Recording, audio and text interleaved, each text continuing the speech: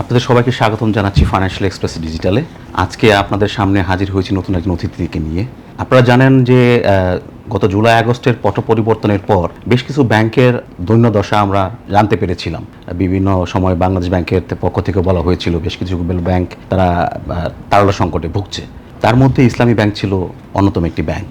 কিন্তু সবথেকে interesting part হচ্ছে সেই পট পরিবর্তনের পর ইসলামী ব্যাংকের বোর্ডটাকে চেঞ্জ করা হয়, নতুন লিডারশিপ এখানে নিয়ে আসা হয় এবং ওনাদের নেতৃত্বে ইসলামী ব্যাংকগুলোর যে রিসেন্ট পারফরমেন্স সেটা খুবই ইমপ্রেসিভ। আমরা লক্ষ্য করছি যে ডিপোজিট গ্রোথ থেকে শুরু করে ইনভেস্টমেন্ট, তারপরে হচ্ছে ওনাদের অ্যাকাউন্ট নাম্বার, ক্লায়েন্টের যে বেস সেটাকে বাড়ানো, সব কিছু মিলিয়েই ইসলামী ব্যাংকে দেখা যাচ্ছে যে আস্তে আস্তে তারা ঘুরে দাঁড়াচ্ছে এবং ভালোভাবেই ঘুরে দাঁড়াচ্ছে। তো সেই সব কিছু নিয়ে আমরা এখন কথা বলবো ইসলামী ব্যাংকের চেয়ারম্যান জনাব ওবায়দুল্লাহ মাসুদ সাহেবের সাথে। স্যার, আপনি কেমন আছেন? স্যার, আপনি? আলহামদুলিল্লাহ, অনেক ভালো আছি। আপনি যখন ইসলামী ব্যাংকের দায়িত্ব যখন বুঝে নিলেন তখন স্যার ইসলামী ব্যাংকের অবস্থাটা কি ছিল সেটা যদি একটু বলতেন আমাদেরকে। যখন দায়িত্ব নিয়েছি আমরা কিন্তু অ্যাজ এ টিম দায়িত্ব নিয়েছি। আমি শুরুতেই সেন্ট্রাল ব্যাংকে গভর্নর মহোদয়কে ধন্যবাদ দিতে চাই যে আমাদের যে এই যে 5 জনের একটা বোর্ড, অসাধারণ বোর্ড। এটা কম্পোজিশনটা দেখেন, ঢাকা বিশ্ববিদ্যালয়ের একজন প্রফেসর ফিন্যান্সের, তারপরে ইনস্টিটিউশনাল মেমোরি, এই ব্যাংকে যিনি জন্ম নিয়েছেন, বড় হয়েছেন, এরকম একজন রিটায়ার্ড টিএমডি যার ইনস্টিটিউশনাল মেমোরি আছে। সেন্ট্রাল ব্যাংকে ফরেন এক্সচেঞ্জ ডিল করেছেন অসাধারণ সৎ এবং মেধাবী একজন লোক, ওয়াহাব স্যারকে দেওয়া হয়েছে। আর একজন আন্তর্জাতিক খ্যাতি সম্পন্ন চার্টার অ্যাকাউন্টেন্ট। আর আমার ব্যক্তিগতভাবে আমি প্রায় 40 বছর এই ব্যাংকিং খাতে আছি। সোনালী ব্যাংকে হলমার্কে 500 কোটি লস থেকে 2500 কোটি প্রফিট এনে ওখানেও ট্রাভেল শুটিং করেছি। তো নানাভাবে এই বোর্ডটা কিন্তু আমাদের একটা ভালো বোর্ড আর কি। আমরা যখন দায়িত্ব গ্রহণ করেছি, আমরা প্রথম মিটিংয়েই যে কাজটা করলাম, সেন্ট্রাল ব্যাংকের গভর্নর জয়েন করার 1 সপ্তাহ পরে আমাদেরকে ডাকলেন কথা বলার জন্য যে আমাদের রোড ম্যাপটা কি। আমরা রোড ম্যাপটা এত চমৎকারভাবে না বললেই না, এই ব্যাংকে এই আর সোসা সহ আমরা সবাই বলি যে একই আমব্রেলার নিচে এতগুলি সৎ এবং মেধাবী, সাধারণত সৎটা একটু কম মেধাবী হয়, কিন্তু এটা কিন্তু ব্যতিক্রম, মেধাবী ছেলের সমন্বয় রয়েছে। ফলে ওদেরকে বলার মুহূর্তের মধ্যে 2-3 দিনের মধ্যে ওরা আমাকে একটা সুন্দর রোড ম্যাপ তৈরি করে দিয়েছে। রোড ম্যাপ আমরা 3টা ভাগে ভাগ করেছি। প্রথম ডিসেম্বর পর্যন্ত হচ্ছে ইনভেন্টরি, তার মানে যে মনে করেন আগুন ধরেছে, কতটুকু ক্ষতি হয়েছে, ক্ষতিটা নিরূপণ করা। জানুয়ারি থেকে ডিসেম্বর পর্যন্ত হলো ঘুরে দাঁড়ানো। তার মধ্যে হাফ ইয়ার কি করছি আমরা স্লোলি মুভমেন্ট করে দেখে দেখে, এরপর আমরা র্যাপিডলি যাব। আর এগিয়ে যাওয়ার বছর হচ্ছে আমাদের পরবর্তী বছর 26। এই রোডম্যাপটা দিয়েছি, জি 26 সালটা রোডম্যাপ দিয়েছি। এবং শুনলে আপনি অবাক হবেন, আমাদের ছেলেপেলেরা, এই ব্যাংকের 2.5 কোটি ধর্মপ্রাণ ক্লায়েন্টরা, আমাদের পরিচালনা পর্ষদ, সাপোর্টিং ম্যানেজমেন্ট মিলে এটা রোডম্যাপের চেয়েও দ্রুত গতিতে এগিয়ে যাচ্ছে। তো স্যার, সেই ক্ষেত্রে স্যার আপনি যেটা বললেন যে আপনারা প্রথম ইনভেন্টরি ছিলেন, আপনাদের কি পরিমাণ ক্ষয়ক্ষতি সেটা নিরূপণ, প্রথম পর্যায়টা ডিসেম্বর ক্ষয়ক্ষতি নিরূপণ করেছি। পরে আপনারা আস্তে আস্তে স্লোলি আগাচ্ছেন। হ্যাঁ, এবং বলছেন আগামী বছর থেকে আপনারা এটাকে আরো আমরা ঘুরে যাবেন, এখন ঘুরে দাঁড়াবো সামনে আমরা। তো এই 25 বছরে স্যার আপনাদের স্যার টার্গেটটা কি ছিল in terms of sir deposit portfolio বা এটার মধ্যে? আমাদের ইনভেন্টরি মেইনটেনেন্স, এটা হচ্ছে একটা চলমান প্রতিষ্ঠান। আপনার সমস্ত কিছু মেশিন শাটডাউন করে যে নিরূপণ করেছি তা না, আমরা পাশাপাশি কিন্তু আমরা এটাকেও চালু রেখেছি, এই ব্যাংকের যে গাড়িটা সেটাও চালু রেখেছি। আপনি তথ্য দেখলে বুঝবেন যে আমাদের ব্যাংকে আমরা হাইয়েস্ট, আমরা মানে এত বোর্ড মিটিং আর কথা হয় নাই। আপনি দেখেন ডিসেম্বর পর্যন্তই আমরা বোর্ড মিটিং করেছি প্রায় 26টার মতো, এবং 1000-এর উপরে ফাইল ডিসপোজ করেছি এবং ঋণ বিতরণও করেছি। আপনি দেখেন ফলাফল দেখেন, আমাদের আমরা যখন দায়িত্ব নিই তখন ডিপোজিট ছিল 1,53,000 কোটি। আজকে এই জুনে আমরা ক্লোজ করেছি 1,73,000 কোটি। তার মানে নেট ইনক্রিজ হয়েছে আপনি 20,000 কোটি। আসলে কিন্তু বেড়েছে 32,000 কোটি, কারণ আমাদের উইথড্রল আছে। আর অ্যাকাউন্ট বেড়েছে নতুন 24,30,000 কোটি। এটা একটা মিরাকেল। আর প্রিন্সিপাল অ্যাকাউন্ট কিন্তু 2,300 কোটি মাইনাস ছিল, সেখানে আজকে আমাদের 8,000 কোটি প্লাস। আমরা সেন্ট্রাল ব্যাংকের টাকা কিছু টাকা ফেরতও দিয়ে দিচ্ছি। এটা হচ্ছে অবস্থা। আর সবচেয়ে বড় কথা, আমাদের যে রেমিটেন্স এখন আমরা হাইয়েস্ট 24%। তার মানে স্ট্র্যাটেজিক ইম্পর্টেন্ট ব্যাংক, এখানে রেমিটেন্স আমাদের এখনো 24% আছে। আগে আমাদের 40% ছিল, যেহেতু নাম্বার অফ ব্যাংক বেড়ে গেছে, আপনি কম্পিটিটর বেড়ে গেছে। আর এক্সপোর্ট করেছি আমরা $2 বিলিয়ন, আর ইম্পোর্ট $4 বিলিয়ন। আর আমরা এই যে গভর্নমেন্টের যে রিজার্ভে কন্ট্রিবিউট করছি $2 বিলিয়ন। Very good. একটা ব্যাংক $2 বিলিয়ন কন্ট্রিবিউট করে, milestone is kind of. Sir, একটা স্যার বিষয়ে আমি জানতে চাচ্ছিলাম, স্যার আপনি বলেন স্যার নেট যে ডিপোজিট পোর্টফোলিওটা, জি যেটা গ্রোথটা আপনারা করেছেন প্রায় 20,000 কোটি টাকার মতো। 20,000 কোটি স্যার, যেখানে ইন্ডাস্ট্রির ওভারঅল ডিপোজিট গ্রোথ যদি আমি দেখি সেটা হচ্ছে 8.21%, অনেক কম। এক সময় ছিল এটা 14%, 16% এরকম ছিল। এর মধ্যেও আপনাদের যে ডিপোজিট গ্রোথ আমি দেখতে পাচ্ছি এখানে 13% গ্রোথ। হ্যাঁ 13। তো এই স্যার এই যে ম্যাসিভ একটা গ্রোথ, হ্যাঁ, তো এটা কিভাবে করলেন স্যার? এটা আপনি দেখেন অনেকগুলি বিষয় আছে। ইসলামী ব্যাংক আমরা যে এই বছরের টার্গেট করেছি, আমরা বলেছি আমরা আমাদের পুরনো প্যাভিলিয়নে ফিরে যেতে চাই। মানুষ সাধারণত বলে আমরা অমুক উঁচু জায়গায় যেতে চাই। এটা কেন বললাম আমরা? এই জন্য বললাম যে আমাদের এই দীর্ঘ সময়ের মধ্যে এটা একটা নাম্বার ওয়ান ব্যাংক। আমাদের প্যাভিলিয়ন এত উঁচুতে, ইসলাম ধ্বংস করার আগে ওই উঁচুতে ফিরে গেলেই অন্য ব্যাংকের স্বপ্ন। আমাদের প্রিভিয়াস পজিশনই অন্য ব্যাংকের স্বপ্নের মতো। প্রথম এই জন্য আমরা এই বছর আমরা ওখানে যেতে চাই প্যাভিলিয়নে, পরে আমরা আরো এগিয়ে যাব। তারপরে স্যার এসএলএমের কথা যেহেতু আপনি বললেন স্যার, স্যার অনেকে জানতে চায় এসএলএমের স্যার কি পরিমাণ অ্যাসেট ব্লিডিংটা করেছে ইসলামী ব্যাংক থেকে? এই দেখেন, আপনি শুনলে অবাক হয়ে যাবেন। এটা মানে একটা ব্যাংকে আমাদের ইনভেস্টমেন্ট হচ্ছে 1,83,000 কোটি টাকা। এর মধ্যে আপনি 43% তার, অলমোস্ট 43% একটা লোক যদি নিয়ে যায় একটা সিঙ্গেল। দেখেন আমি ফিগারটা দেখেই বলছি, 1,30,000 কোটির মধ্যে আদার দেন এসএলএম হচ্ছে 1,04,000 কোটি, আর এসএলএম হচ্ছে 78,832 কোটি, দ্যাট ইজ 43%। একটা পোর্টফোলিওতে কেউ যদি 10% নেয় তাকে বলা হয়, আমরা মার্কেটিংয়ে বলেছি 10% হলো মেজর শেয়ার হোল্ডার, সেখানে 43%। আমরা তো পুরো ব্যাংকিং সেক্টর 30, সে 43 মানে কি স্ট্র্যাটেজিকের উপরে। পৃথিবীর কোথাও এরকম হিস্ট্রি আছে? এরকম ইতিহাস কোথাও নাই। তো স্যার সেই ক্ষেত্রে স্যার আপনি যে আপনার আছে হচ্ছে আপনার 57% অ্যাসেট, সেইটা দিয়ে আপনি 100% কিভাবে সার্ভিসিং করছেন? হ্যাঁ, খুব সুন্দর প্রশ্ন করছেন যে 57 দিয়ে কিভাবে 100%, আমাকে তো 100 দিয়ে আর্ন করতে হবে।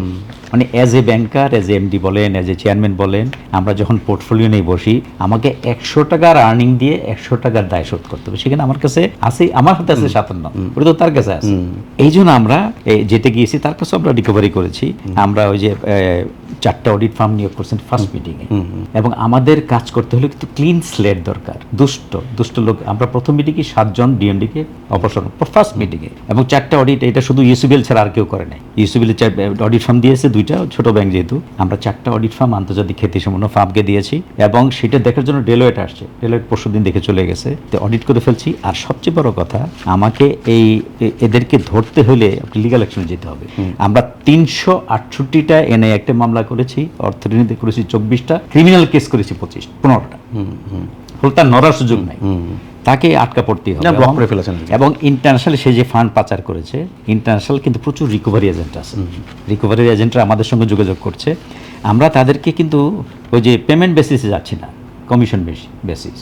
আচ্ছা, যদি তুমি উদ্ধার করতে পারো তাহলে এটা আমাদের জন্য হ্যাঁ। কস্টলি হচ্ছে না। রাইট, যদি তুমি উদ্ধার করতে পারো সেখান থেকে কমিশন পাবে, আর যদি তুমি উদ্ধার করতে না পারো 1 টাকা পাবে না। ফলে আমার জন্য কিন্তু লুজিং গেম না, it's a very good deal.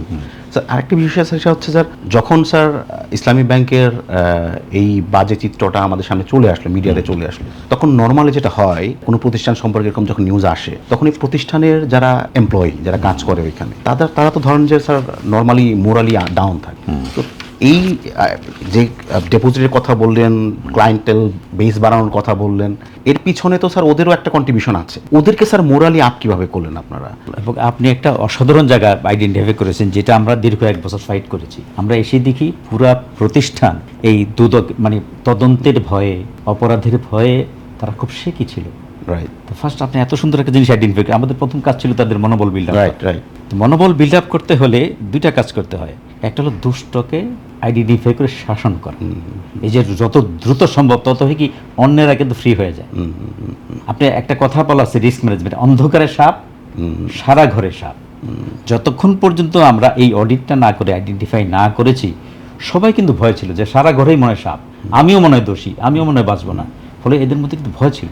আমরা অতি দ্রুত ইন্টারনাল অডিট দিয়ে বের করে ফেলেছি তারা দায়ী।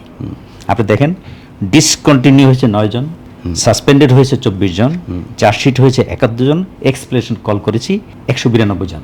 আপনি আমার 21,000 কর্মীর মধ্যে আপনি, এটা কিন্তু বিরাট সংখ্যা। কিন্তু যারা অপরাধী, বিচারের নিয়মই হচ্ছে যে 10 জন অপরাধী চলে যায়, কিন্তু একটা ইনোসেন্ট লোক যেন শাস্তি না পায়। আজকে আপনি খোঁজ নেন প্রতিটা ব্রাঞ্চে গিয়ে, কারোর মধ্যে কোনো ভয় নেই, কারণ তারা জানে যারা প্রকৃত দোষী তারা আইডেন্টিফাই হয়ে গেছে এবং তারা শাস্তির প্রক্রিয়া চলে আসছে। আর বাকি জিনিস কিন্তু ক্লিন, দুধ কা দুধ, পানি কা পানি আলাদা হয়ে গেছে। আমার কর্মীরা এখন হাইলি মোটিভেটেড। তার প্রমাণই হচ্ছে আমাদেরকে গভর্নর স্যার বলেছে প্রতি মাসে 2,000 কোটি ডিপোজিট দিবেন। আমার ছেলেরা গত মাসে 5,000 কোটি ডিপোজিট আছে। এটা তো জুনে? হ্যাঁ, এই জুনে। ও মাই গড। আমাদের নর্মাল গ্রোথ ছিল 2000 কোটি, মানে 1500 কোটি ছিল, per month। 1500 কোটি ছিল। গভর্নর স্যার বলছে এটাকে 2000 কোটি নিয়ে আসেন। তো এটা যদি মোটিভেশন না হইতো, ওরা যদি নিশ্চিন্ত না হইতো যে খারাপ লোকরা আইডেন্টিফাই হয়ে গেছে, একটা গ্রুপ থেকে মানে লাইট জ্বালাইছি, সাপটা ধরে ফেলছি আমরা, তাহলে পুরা ঘরের লোকরা কিন্তু নিরাপদ হয়ে গেছে। এই অন্ধকারে সাপ, সারা ঘরে সাপ নাই কিন্তু, সাপটা বুঝে ফেলছে এখানে, ওদেরকে সরাই ফেলছি। এখন এরা কিন্তু পুরা ব্যাংক নিরাপদ হয়ে গেছে, হাইলি মোটিভেটেড, একদম বেলুন ফোলানো বেলুন মতো। এখন তারা মানে সমস্ত জান প্রাণ দিয়ে কাজ করছে। আমি আপনার মনোযোগটা একটু এনপিএল এর দিকে আনতে চাচ্ছি। এটা তো একটা burden, banking sector as a whole এটা সাফার করছে, এবং এটা দিনের পর দিন বাড়ছে, কারণ অ্যাকাউন্টিং প্রসেসটাও চেঞ্জ হয়ে গেছে, যার কারণে বেড়ে যাচ্ছে। আপনাদের স্যার কি অবস্থা এখন এনপিএল ইস্যুতে?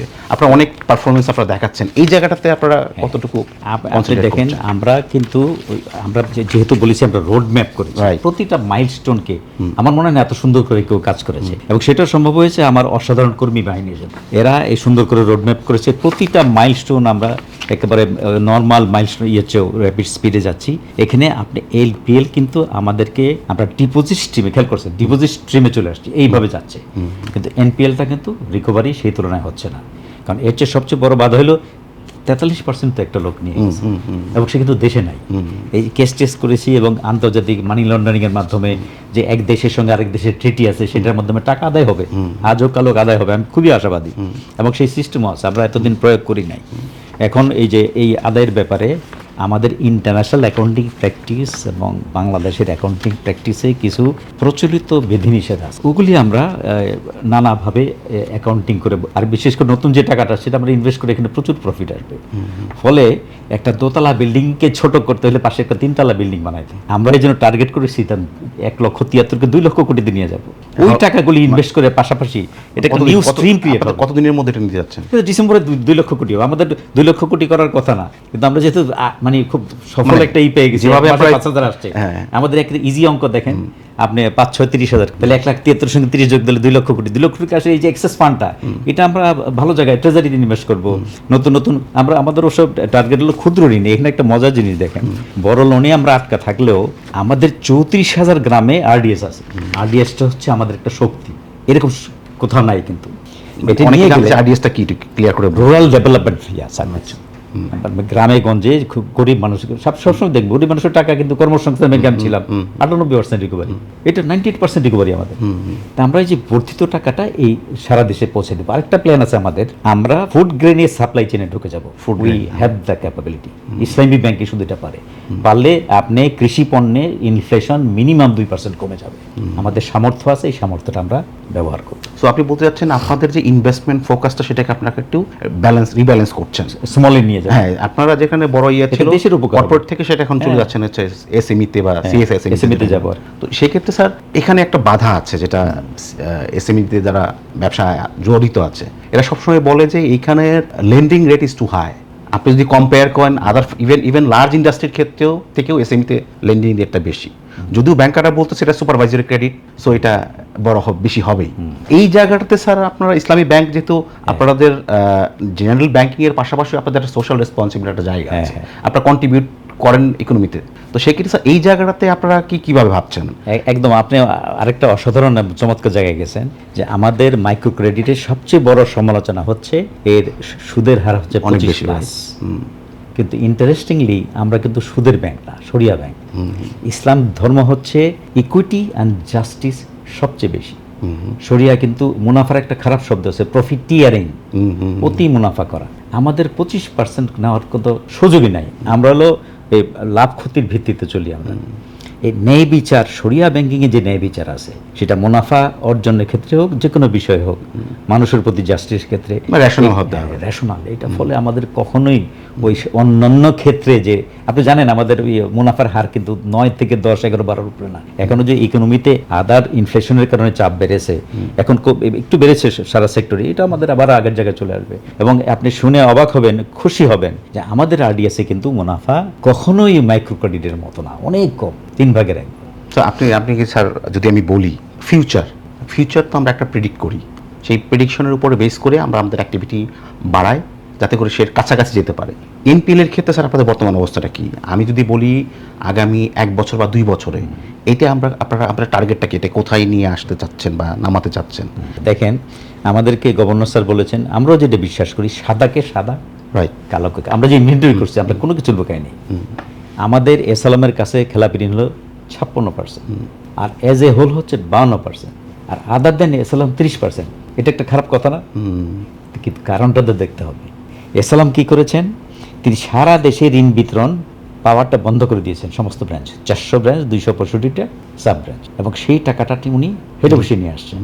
এটা আমি তুলনা করি, একটা ফ্ল্যাটে 100টা, একটা বিল্ডিংয়ে 100টা ফ্ল্যাট আছে, প্রত্যেকটা ফ্ল্যাটের ট্যাপ বন্ধ করে ওভারের ট্যাঙ্কে পানি নিয়ে গেছে এবং হোস পাইপ দিয়ে পুরো পানিটা একা নিয়ে গেছে।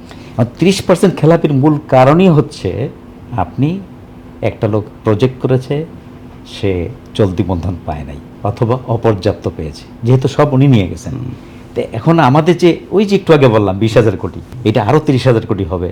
আমরা এখন ওদেরকে, আমরা যে মুরগি কিনেছি, ছাগল কিনেছি, গরু কিনেছি, আমি তুলনা দিচ্ছি আর কি। না, বুঝতে পেরেছি। তো এদের খাবারটা চলতি মূলধন, এই ইন্ডাস্ট্রিগুলিকে এখন চলতি মূলধন দিব, ফলে ওই যে 30% খেলাপি, এই 30% খেলাপি কিন্তু থাকবে না। আমি মনে করি আমার যে ক্লায়েন্টরা যারা সারা দেশে ছড়িয়ে আছে, তারা তাদের পর্যাপ্ত চলতি মূলধন না পাওয়ার কারণেই 30% খেলাপি হয়েছে। যখনই তাদের ফান্ড ফ্লোটা যাবে, আমরা ইতিমধ্যে অনেকের সাথে কথা বলেছি, তখন কিন্তু দেখবেন যে আপনি ওইটা 10-এর নিচে চলে যাবে। এটা আমরা চ্যালেঞ্জ করে বলতে পারি ইনশাআল্লাহ। কতদিন? ওইটা হয়তো সময় লাগবে, ওই মামলা করে বিদেশি রিকভারি লেংদি প্রসেস, কিন্তু ওইটাও আদায় হবে। আর এইটা খুব দ্রুত, হয়তো ডিসেম্বর বা সামনের বছর মার্চের মধ্যে আপনি দেখবেন যে আদার দেন আমরা ভাগ করে ফেলছি। এসালাম আদার দেন এসালাম 30 থেকে ওইটা 10-এর নিচে নেবে মানে আদার দেন এসালাম 30%, এখন 30% আছে, ওটাকে 10-এ আনতে যাচ্ছেন? আমরা স্বীকার করছি যে 30%, কিন্তু এটাকে আমরা 10-এর নিচে নামাই নিয়ে আসবো। আপনি যেটা বললেন স্যার, আপনাদের বোর্ডটা খুবই ছোট, খুবই সুন্দর, এবং সব ডাইনামিক লোকগুলো এখানে আছে, তো নিশ্চয়ই আপনাদের ডিসিশন। এরপর আবার একজন অ্যাড হয়েছেন, তাকে আমরা অলংকার হিসেবে মনে করি। উনি একজন আন্তর্জাতিক খ্যাতিসম্পন্ন প্রফেসর, আমাদের স্যারদের স্যার। উনি যে central bank of transfer Zubaidur Rahman sir. ও আচ্ছা, অসাধারণ, আমরা তাকে অলংকার মনে করি। আচ্ছা আচ্ছা।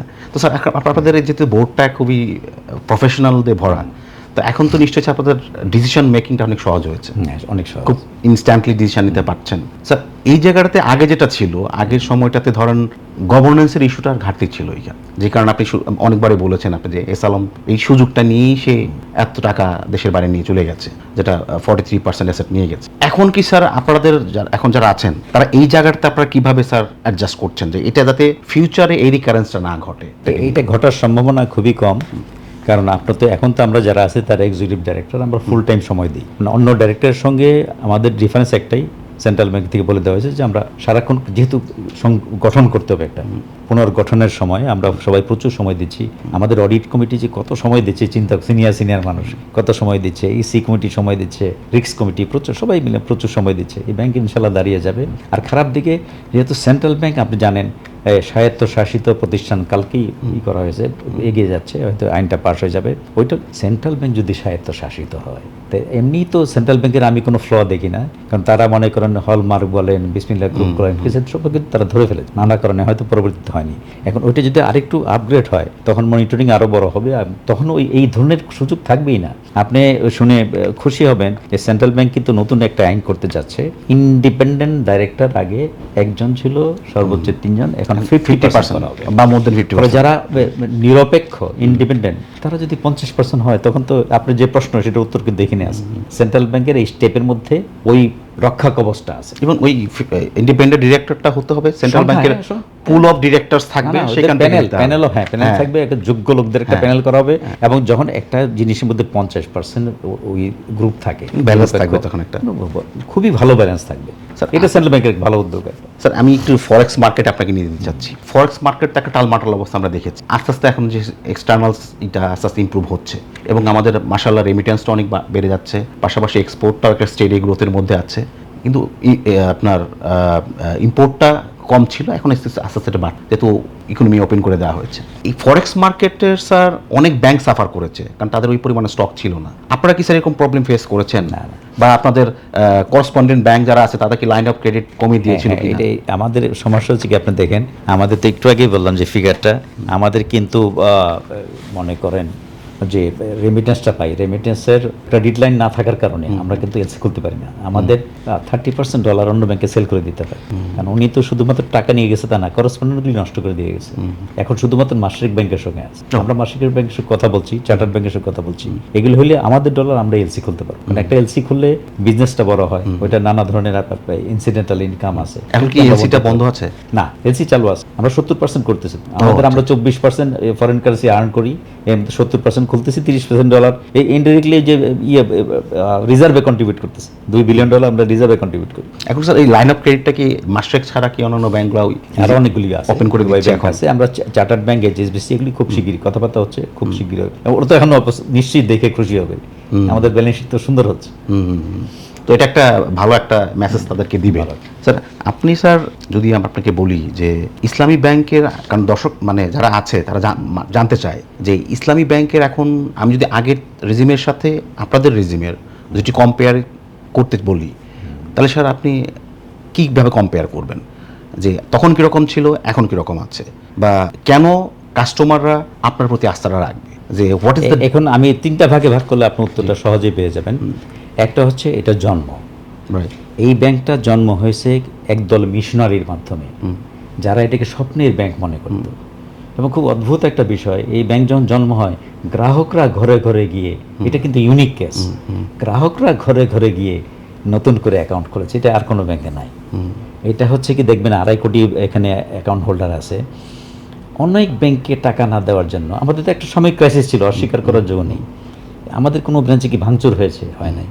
তা আমরা মনে করি এটা একটা স্ট্রেংথ। যে কোনো প্রতিষ্ঠান দায়িত্ব নিলে প্রথম স্ট্রেংথ, অপরচুনিটি, থ্রেটগুলি অ্যানালাইসিস করতে হয়।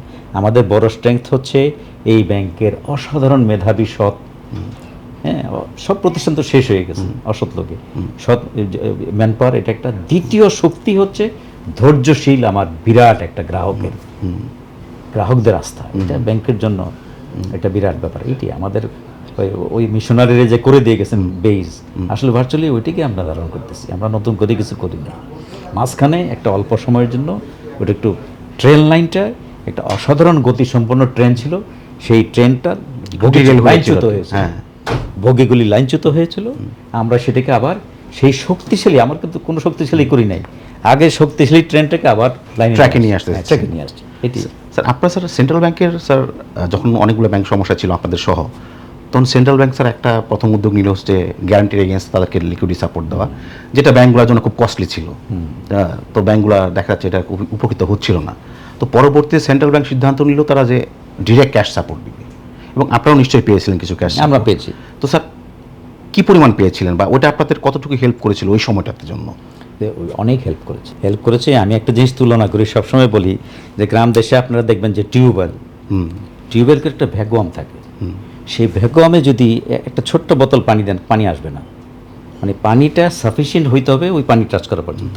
তো এইটা সেন্ট্রাল ব্যাংক আমাদের করেছে, আমাদের যতটুকু দরকার ছিল তুই পেয়েছি। পরে যে ফ্লো আসতে শুরু করেছে ইনশাআল্লাহ, এখন আর সেই ফ্লো থেমে নেই, চলতেছে। এটা গভর্নর সাহেব ওই সময় খুব দরকার ছিল আমাদের। গভর্নর সাহেব আমাকে বলেছিলেন মানে সোজা কথা, তৃষ্ণার সময় আমরা পানিটা পেয়েছি। হ্যাঁ, গভর্নর সাহেব আপনি বলেছিলেন যে এই ইসলামী ব্যাংক শুরুতে একটু ক্যাশ সাপোর্ট নিয়েছিল, এরপরে তাদেরকে দেওয়ার দরকার হয়নি, তারা নিজেরাই নিজেদের, মানে আমরা তৃষ্ণার্ত যখন ছিলাম, তৃষ্ণার পানি সেন্ট্রাল ব্যাংক আমাদের দিয়েছে। স্যার আপনাদের মতো স্যার একটা এক্সাম্পল আপনারা সেট করেছেন যে এই ধরনের, যেখানে 43% অ্যাসেট চলে গেছে, এরপরেও 57% অ্যাসেট দিয়ে আপনারা 100% সার্ভিসিং করে বিভিন্নভাবে আপনারা যে আজকে এই অবস্থায় আসছেন, এটা স্যার একটা miracle, it's kind of miracle. Sir এখন স্যার আমি জানতে চাচ্ছিলাম, স্যার ধরেন অনেক ব্যাংক আছে যারা এখনও সমস্যার মধ্যে পড়ে আছে, তারা বেরোতে চাচ্ছে কিন্তু পারছে না বিভিন্ন কারণে, তাদের ক্ষেত্রে স্যার আপনার মেসেজটা কী হবে, যে কোন কোন বিষয়গুলোকে তাদের উচিত, যে this are the area you should keep focusing on, যাতে করে আপনারা এই ইয়া থেকে বেরিয়ে আসতে পারেন? তাদের চ্যালেঞ্জটা আমাদের চেয়ে অনেক বেশি। কারণই হচ্ছে এই ব্যাংকটা যেভাবে মিশনারিদের দিয়ে সৎ লোক বেছে বেছে নিয়োগ দেওয়া হয়েছিল, তাদের সেই ওয়ার্কিং ফোর্সটা নাই, তারা ওইটা নাই। জনগণের আস্থা প্রতিটা ব্যাংকে আছে, তো সেই আস্থা বিল্ড আপ করাটাই তাদের সবচেয়ে বড় চ্যালেঞ্জ। তারা আস্তে আস্তে, এগুলো তো রাতারাতি হয় না, ম্যান পাওয়ারটা তারা সময় আছে এখন 2-3 বছরে, আস্তে আস্তে দেখে দেখে ইসলামী ব্যাংকের মতো ভালো ভালো সৎ এবং মেধাবী ছেলেদের রিক্রুট করলে আস্তে আস্তে গ্যাপটা কমে আসবে। পাশাপাশি কি এটা আপনারা নিশ্চয়ই এটা করেছেন যে আপনাদের যারা ওয়ার্কফোর্স যারা ছিল তাদের সাথে রেগুলার ফ্রিকুয়েন্ট আপনারা হ্যাঁ, এটা তো বলার মিটিং অপেক্ষা করেছেন, রাখে না। যাতে করে তারা অসংখ্য আপনাদের আমরা বিষয়টা জানতে পারে বোর্ড যে থেকে আপনাদের করা টার্গেটটা হয়েছে, কি। বোর্ড থেকে করার কথা না, বোর্ড থেকে করা হয়েছে। আমাদের ম্যানেজমেন্ট তো যেহেতু তারা ফুল টাইম, তারা সারাক্ষণ আমাদের এমডি, ডিএমডি, জিএম সমস্ত জোনাল হেডরা সারাক্ষণ কথা বলেছে। এই কারণে তো মোটিভেশন বেড়েছে। একদম আমরা সিসিটিভি টেকনিক বলে এটাতে, সারাক্ষণ আমরা ওয়াচ করি যে ব্রাঞ্চে কী হচ্ছে। আমাদের নখদর্পণে আছে, এই জন্য তারা জেগে উঠছে। আর তারা তো কনফিডেন্স পেয়ে গেছে যে আমরা খারাপ লোকদেরকে আইডেন্টিফাই করে ফেলেছি। স্যার আপনার একটা ধরেন ইসলামী ব্যাংকে যদি আমি বলি যে একটা বললেন আপনি এনপিএলটাকে 10-এ নিতে আসছেন আদার দেন এস আলম। এখন তো স্যার অনেক ধরনের ব্যাংকিং এখন হচ্ছে, বিশেষ করে ডিজিটাল ট্রান্সফরমেশনটা খুবই ফাস্টার গতিতে আগাচ্ছে। এখন অনেকগুলো ব্যাংক এআই এখানে ইউজ করা হচ্ছে, কাটিং এজ টেকনোলজি তারা নিয়ে আসছে। স্যার ইসলামী ব্যাংকের স্যার প্ল্যানটা কি স্যার ডিজিটাল ট্রান্সফরমেশনের জন্য? এটাও শুনলে আপনি অবাক হবেন, একমাত্র ইসলামী ব্যাংকই নিজস্ব লোকদের দ্বারা উদ্ভাবিত সফটওয়্যার ব্যবহার করে। আচ্ছা আচ্ছা, এটা একটা অসাধারণ সফটওয়্যার। আমাদের সেলফিন সহ আরও অনেক প্রোডাক্ট আছে হ্যাঁ ডিজিটাল সেক্টরে, যেটা অনেকেরই জনপ্রিয় নাই। এটা আমাদের শক্তি। আমরা মনে করি এই ব্যাংকের এই আইটি সেক্টর একটা বিরাট শক্তি। তার মানে স্যার আপনারা যেটা বললেন কিছুক্ষণ আগে যে 2026 সালে আপনারা আরও দ্রুত গতিতে আগাতে চাচ্ছেন। আমরা 25 সালে ঘুরে দাঁড়ালাম, হ্যাঁ, তো ওই 26 সালে আমরা এগিয়ে যাব, মানে টেক অফ করবেন আর কি। তো সেক্ষেত্রে স্যার ওই 26 সালের যদি আমি বলি ওই সময়টাতে আপনাদের প্ল্যানটা কি? ওই সময়ের মধ্যে ইসলামী ব্যাংক তো ইসলামী ব্যাংকিং এরিয়াতে নাম্বার 1 নো ডাউট, কিন্তু সেক্ষেত্রে স্যার আপনার ওই অন্যান্য যে সমস্ত কনভেনশনাল ব্যাংকগুলো আছে তাদের সাথে যদি আমি আপনাকে মার্কিং করতে বা রেটিং করতে বলি যে আপনাকে কোথায় দেখতে চাচ্ছেন 26 সাল 27 সাল? এটা একেবারে এক কথায় হচ্ছে যে আমরা তো আগাগোড়াই জন্মের পর থেকেই নাম্বার 1 ছিলাম দেশে। আমাদের 26 সালে লক্ষ্য হবে আন্তর্জাতিক অঙ্গনে একটা জায়গা করে নেওয়া, যাতে সবাই বলে ইসলামী ব্যাংক আন্তর্জাতিক খাতে এত নম্বর ব্যাংক। ওটা আমাদের লক্ষ্য। ইনশাল্লাহ যে পরিমাণ এটা স্ট্রাকচার তৈরি করা আছে আগে থেকেই, এটা ওই জায়গায় চলে যেতে খুব একটা কষ্ট হবে না। Sir thank you so much sir, thank you. আপনাকে অসংখ্য ধন্যবাদ। আশা করি আপনি সাকসেসফুল হবেন, ধন্যবাদ, সেই আশা রাখছি। তো আপনাদেরকে অসংখ্য ধন্যবাদ, আপনারা আমাদের সাথে এতক্ষণ ছিলেন, শুনলেন ইসলামী ব্যাংকের ঘুরে দাঁড়ানোর গল্প, কিভাবে তারা তাদের এই সীমিত অ্যাসেটের মধ্যেও তারা কিভাবে আস্তে আস্তে আস্তে আস্তে ব্যাংকটাকে একটা ভালো জায়গায় নিয়ে আসছেন। এটা একটা মিরাকল। আশা করি এই ধারাটা আগামীতেও বজায় থাকবে, সেই আশাবাদ ব্যক্ত করে আজকে আমরা এখানে শেষ করছি। আশা করি আপনারা আমাদের সাথেই থাকবেন। আগামীতে আবার কথা হবে, সেই পর্যন্ত ভালো থাকুন, সুস্থ থাকুন।